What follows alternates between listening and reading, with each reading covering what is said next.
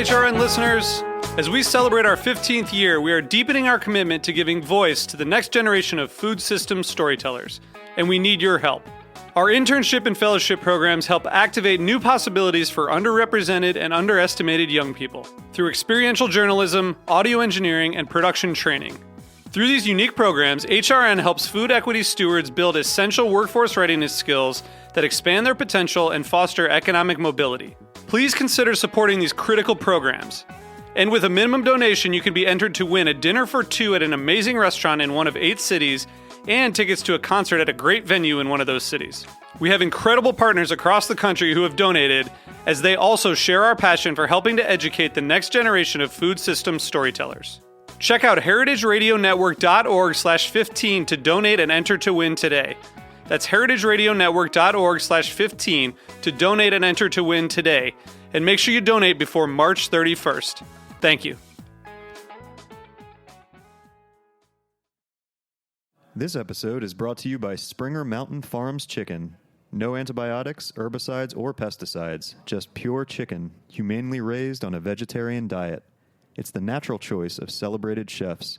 For more information, visit m.springermountainfarms.com.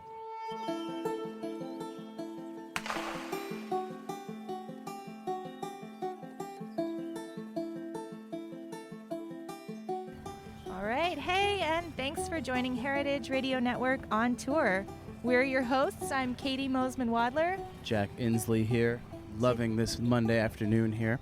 It is beautiful. Beautiful, beautiful day. These feel like the last slivers of summer for us New Yorkers. We're sitting on the deck at Peg Leg Porker. There's a beautiful, gentle breeze. And today we are on location with Chef Carey Bringle, along with Steve Dresch, who's the general manager and pitmaster, also known as Carey's right leg man. So Carey is a Nashville native who came up in a family tradition of competitive barbecue. And he's now celebrated as one of the very best of the barbecue chefs in the United States. He's appeared on Chopped Grill Masters and dozens of other TV shows, and his team Hog Wild took second place on 3 occasions at the Memphis in May World's Barbecue Cooking Contest, which is also known as the Super Bowl of Swine. And he's been a contestant for, get this, Jack, 25 years. No big deal. It's just 25. I think it's kind of a big deal. Wow. Thank you so much for joining us today, Carey. Thank you. Well, thank you. I appreciate it. Yeah, this year we took 3rd place in the world in whole hog. Wow. Wow. The world, that is. The world. Yeah. It was quite an honor. Unbelievable. Thanks for joining us here. I'm gonna just throw some rapid fire questions. This is how we start all these interviews here in Nashville. They're easy. The first question, and I know you just got back from a little traveling, but what is the last great bite of food that you had? Literally, if you can think today, Oh gosh. The last great bite of food I had. Yeah, we just had my son's 19th birthday, okay. And we celebrated over at City House. Tandy's a good friend and a James Beard Award-winning chef this year, and it was a great meal and a great place to celebrate my son's birthday. Wow, we're going to see him later, so we'll pass that on. Yeah. All right, next rapid-fire question. I'm very interested to hear this one. You got to be honest. What's in your home refrigerator right now as we speak? I don't know. Yeah, I've got 14 gallons of two milk. boys. I've got a 19-year-old boy, an 18-year-old boy, and a 15-year-old little girl. The milk goes quick. I don't know as much. There are some meats and some cured meats and cheeses. I'm on the road so much and over here so much that I don't see as much of what's in the refrigerator, but I like cured meats and cheeses. Maybe I should ask you the freezer. What's in the freezer? In the freezer, I've got some Lobel's fillets from Lobel's in New York. Evan's a close friend. All right. And then I've got some New York strips that I cut. Beautiful. And I heard Caity mention in your bio about your kind of childhood in barbecue. I'm wondering what your favorite childhood food memory or meal might be. As far as from the barbecue world, I used to go with my grandmother, and she would take me to barbecue places around Memphis My grandfather was an OBGYN, and he had grown up in Covington, Tennessee. We have a place on Pickwick Lake, which I actually just drove in from. But she would take me to the barbecue places in rural Tennessee and on the way down to the lake. And there was a place in Moscow, Tennessee called Lewis's Store.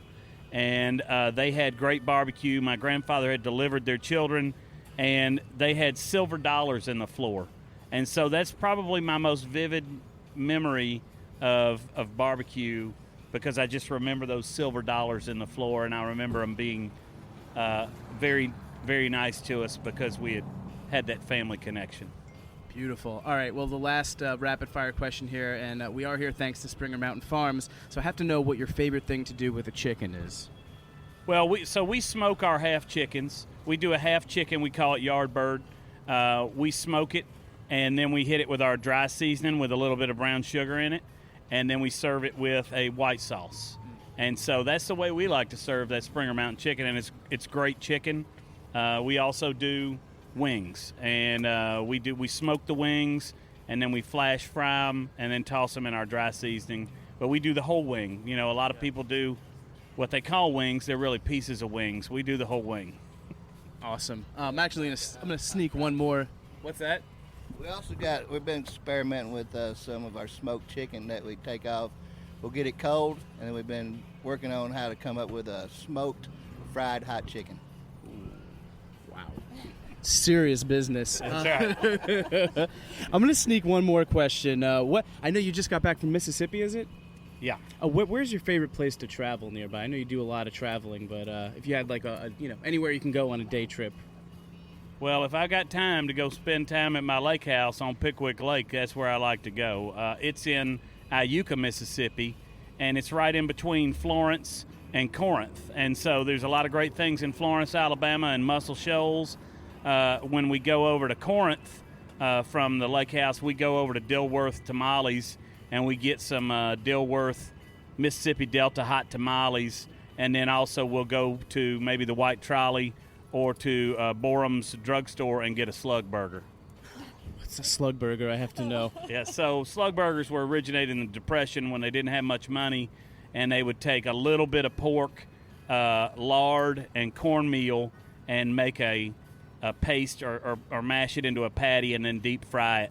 And so it's served on like a slider, so it's like a crystal, but it's a slug burger. That sounds like a dream. Yeah. Wow. On that note, we'll take a quick break before we get into the full interview here. Please stay with us. This is Heritage Radio Network on tour. Jack Inslee with Caity Mosman-Wadler.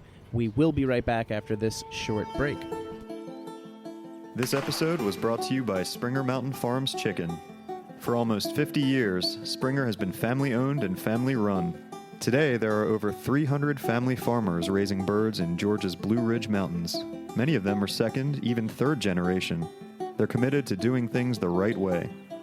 Springer was one of the first poultry companies to forego the use of antibiotics, and they've embraced other humane practices too.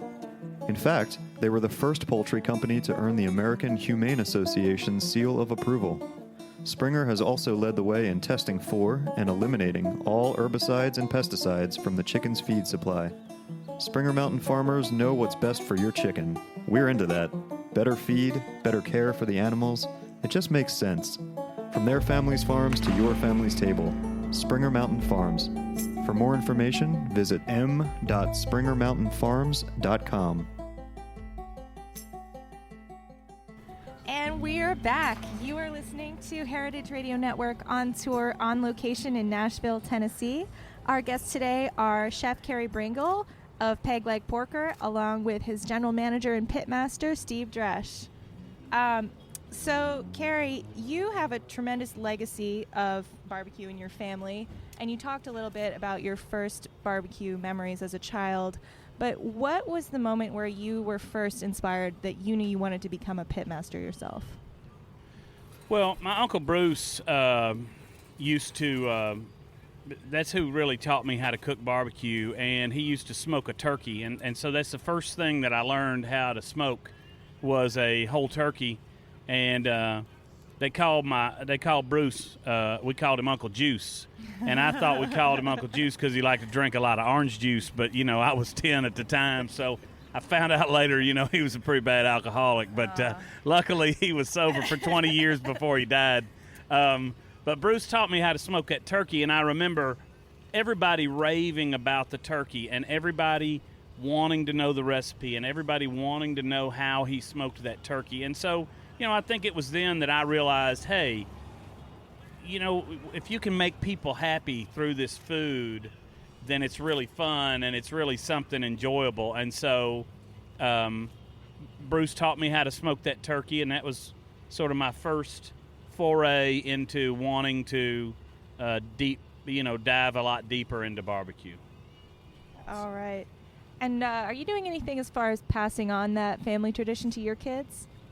I am. So I've got a picture of me and my oldest son, Carey, when he was probably about 6, and we're cooking some briskets for my friends, the Lobels. They were to go out to Aspen Food and Wine. And so my boys have been cooking with me, as well as my daughter, since they were probably 5 or 6 years old. Now when we do whole hogs here at the restaurant, I generally will let my boys handle that. They're 19 and 18 now, and they know now how to stay up and how to smoke a whole hog.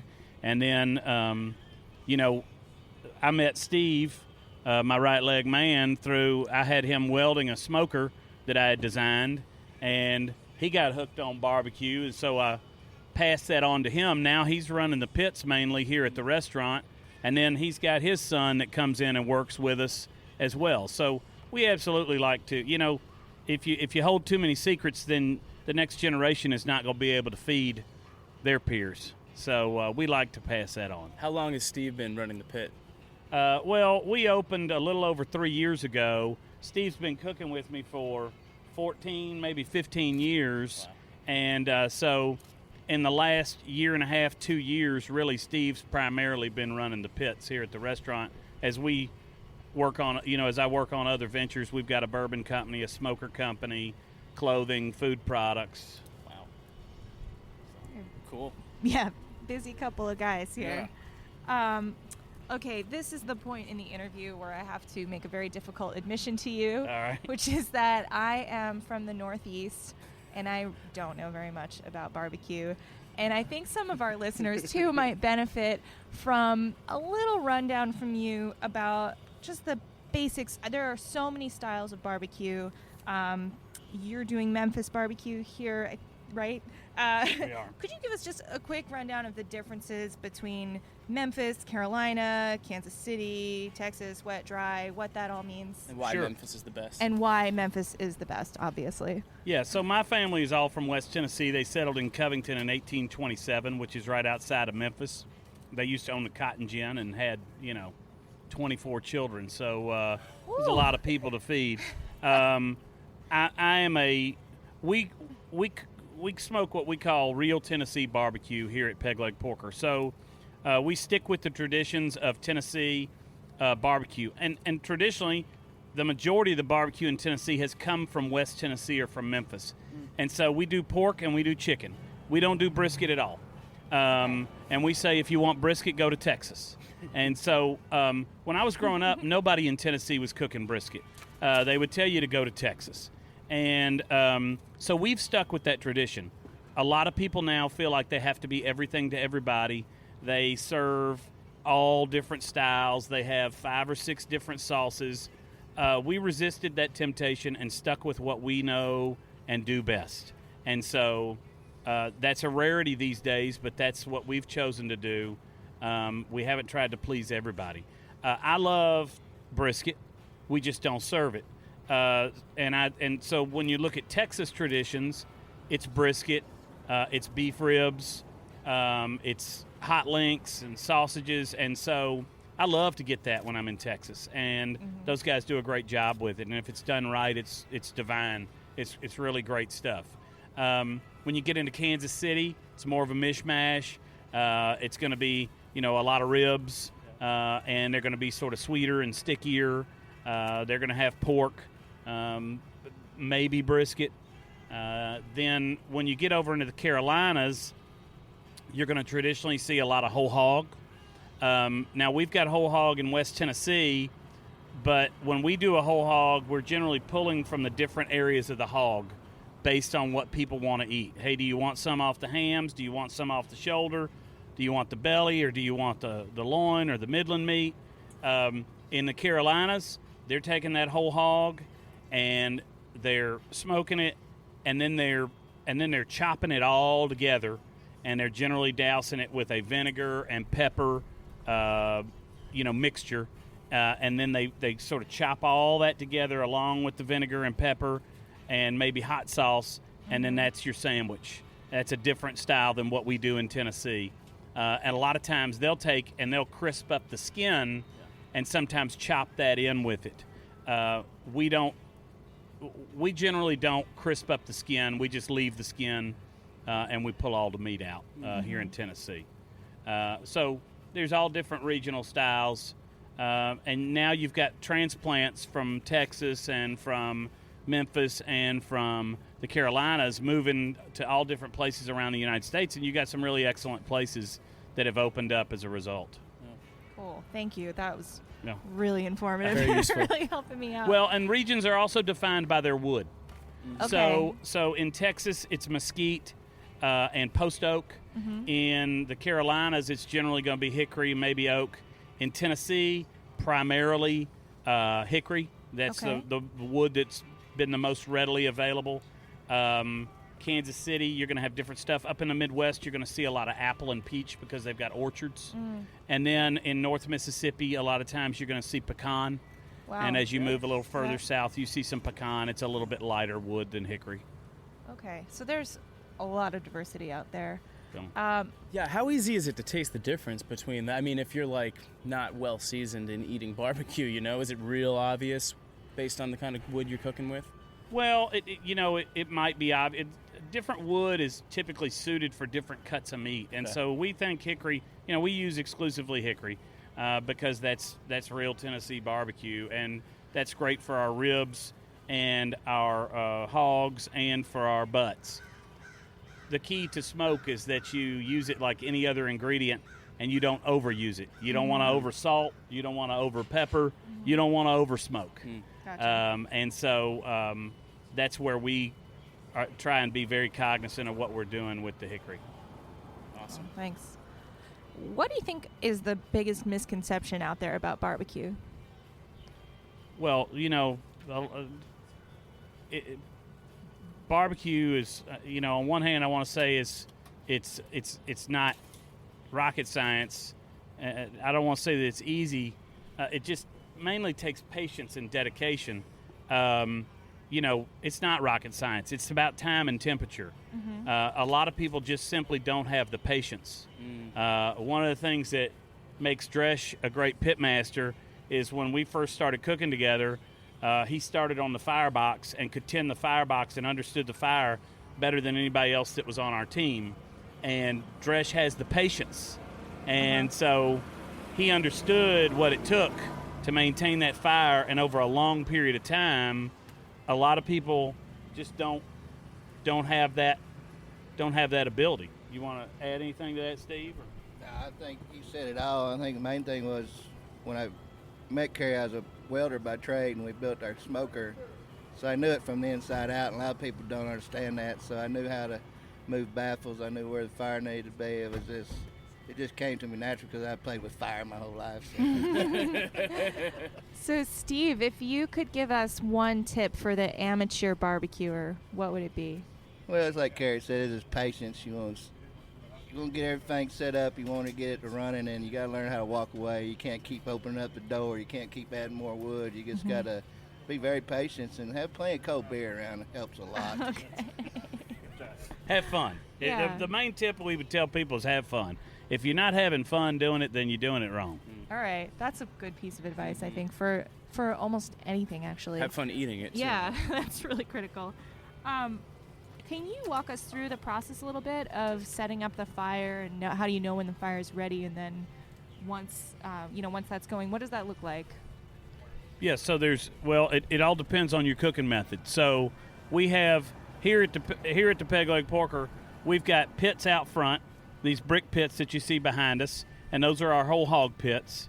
Over to the side, you see a big chimney that we use to burn down our coals. So to get these pits ready, you would, you'd get yourself about a rick of wood or a bunch of slats, maybe a bundle of slats of hickory from the sawmill, and you're going to start building your fire, and you're going to build up a nice coal base. And so you're going to burn down your coals. You build the fire in the upper box. We've got 1.5 inch rebar in there with about 2 inches in between each square hole. The coals drop down into the bottom of that firebox. We shovel them underneath the pits for the hogs. So we're gonna get the pit ready. We're gonna try and get it up to temperature up to about 200 degrees. Then we're gonna put the hog on, and we're gonna continue to shovel coals the entire time that hog is in there, which is gonna be around 24 hours. We also build our own pits. We've got the BMF 100 and the BMF 200, which are peg leg porker smokers that we manufacture. They're all charcoal and wood. So with the BMF 200, which is our whole hog cooker, we load it with a 18-pound bag of Chef Select charcoal and 2 sticks of hickory, and we can light the corner of that fire, close it up, close the doors. In about an hour, it's ready to cook, and then we can let it roll for about 13 hours before we ever have to touch it again. It's a very efficient vertical smoker that's triple-walled, that is great for the jobs that we use it on. For ribs, we use commercial rotisserie pits. Yeah. And so they have a gas assist. We throw a couple of logs in, we get the logs going. As long as the logs are smoking and keeping the fire going, then it'll stay at temp. If it drops below temp, then the gas will come on and be gas assist. Some people love to dog those pits or say that's not real barbecue. What I would tell them is that we use the right tool for the job. And for ribs, those pits work wonders because they get very even heat, very consistent. Your cook time's only about 4 hours. You're really not using the gas. You're mainly just burning the wood, but they're a very consistent smoker, and it's about what we put on the plate at the end of the day. And you mentioned the BMF 200. You said you were selling those or manufacturing? We do. We manufacture them here in Nashville. We've got the 2 models, the 100 and the 200, and we sell those commercially. Right now, we've got about 3 James Beard award-winning chefs that use those at their restaurants. When did you make that decision? Say, I want to get these out to some other chefs. Well, we've been building. Dresch and I have been building smokers together along with some other members of our team for about 12 years.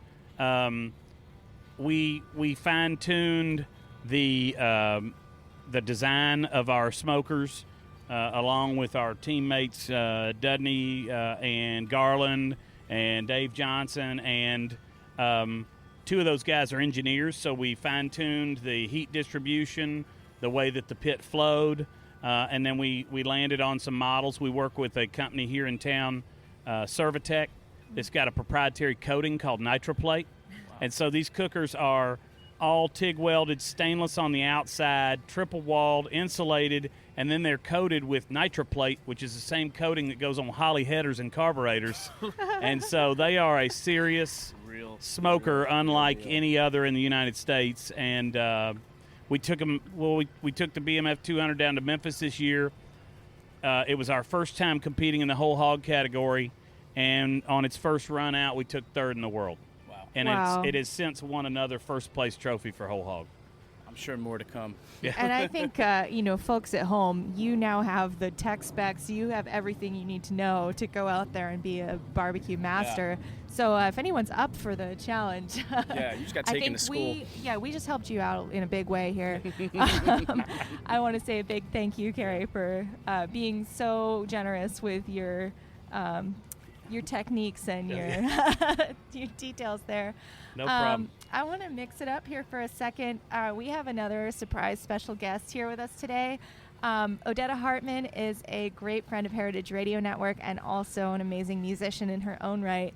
And we'd love to pass it over to her to ask a music question, since we are, after all, in Music City. All right. Here's Odetta.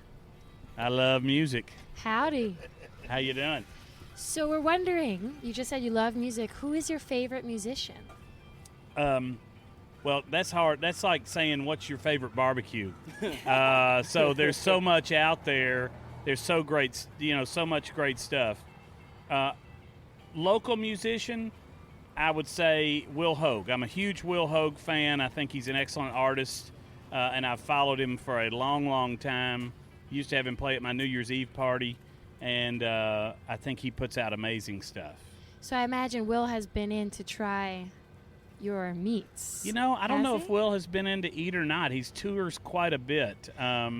We have had a lot of musicians in. I think the most recent that's another huge favorite of mine has been Steve Earle. And he loves our ribs, which is great. We've had John Oates in, I think Jack White, Harry Connick Jr., Questlove. We've had a lot of the Kings of Leon are also another favorite band of mine. They were in the other night. But Will has never made it in. Tall Paul. If Will comes, say next week, what would you serve him to thank him for all the amazing music he's provided? Well, our dry ribs are our specialty, so you got to give him the house. You got to give him the house favorite, I think. Amazing. Thank you so much. Thank you. Excellent. Well, we're almost wrapping up. I have a few more rapid-fire questions. We've been asking every chef this little segment we call Big Ups, basically giving you a chance to give a big ups to somebody you think in Nashville or anywhere else is doing great things, somebody you want to shout out that's also doing good work in food or outside of food, really. You know, there's a lot of folks doing a lot of great work in Nashville. From a food perspective, there's a tremendous amount of great chefs. You're about to go see one with Tandy Wilson. Tracy Achi at the farmhouse does a great job. Hal Holdenbase over at Lachlan Table does an outstanding job. There's really just too many to narrow it down. And you're from here. I mean, how much has the scene changed in the last 5 years? The scene has changed tremendously. So, you know, I'm a Nashville native, and so I've watched this. You know, where we're sitting right here was an industrial area. The reason it's called the Gulch is because we're sitting in a gulch, you know, by geography, right next to the railroad tracks here. And now it's we're in the more industrial side of the Gulch. On the other side is sort of the more shishi hotspot side. Yeah. But none of this was here. And now I think there are 2,500 people living in the Gulch in high-rise condos. And that was from some Nashville natives.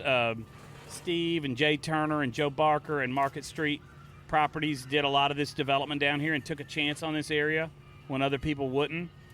We took a chance on it. We bought our building down here and staked our claim. But then there's also a lot of great charitable organizations. We work with Room in the Inn, which is a block away from here. Most of the churches in town work with Room in the Inn. They do a great work for homeless men and trying to they don't just feed, but they also feed the soul, and then they also have back-to-work programs and rehabilitation programs, and it's just a wonderful organization that we're proud to support. Excellent. Amazing. Well, this last question is somewhat selfish, as we are tourists. But for somebody just getting off a plane, let's say from New York, never been to Nashville, right, where are you sending them first? And it doesn't even have to be a restaurant, but the first place I'm sending them is here, Peg Leg Porker. So, you know, that's the first place I'm going to send you. We get a lot of people toting in their suitcases. Yeah, we get a lot of people coming in suitcases. Bringing leftovers home on the plane. I tell you, a great place to start and relax, Yazoo Brewery right behind us. They make great beer. We've got a lot, and so if you start at Yazoo, there's also a lot of other great breweries around here. We got Tennessee Brew Works and also Jackalope right within the same neighborhood. But hey, you know, you're never going to go wrong when you start with a beer, right? That's right, and same could be said for us today. Sitting out here watching these trains go by, really beautiful. Yeah, really excellent. Thank you so much for your time. I'm going to pass it to Caity to close us out. All right. Yeah, thank you again, Carey and Steve. This has been really great. I want to point out to folks at home that if you want to follow these guys on social media, you can check out Facebook. They're also on Twitter and Instagram at PegLegPorker, and you can also visit peglegporker.com. I just want to say a huge thank you to all of you for listening. This is Heritage Radio Network on tour in Nashville, Tennessee. You can find our entire series by searching Heritage Radio Network on tour on iTunes, Stitcher, or at heritageradionetwork.org. Heritage Radio Network is a member-supported nonprofit organization. To become a member, visit heritageradionetwork.org and click on the beating heart to donate. You can also keep in touch by subscribing to our newsletter and following us on Facebook, Instagram, and Twitter. Take care, y'all. Awesome. Thanks, guys. Thank you, guys. All right.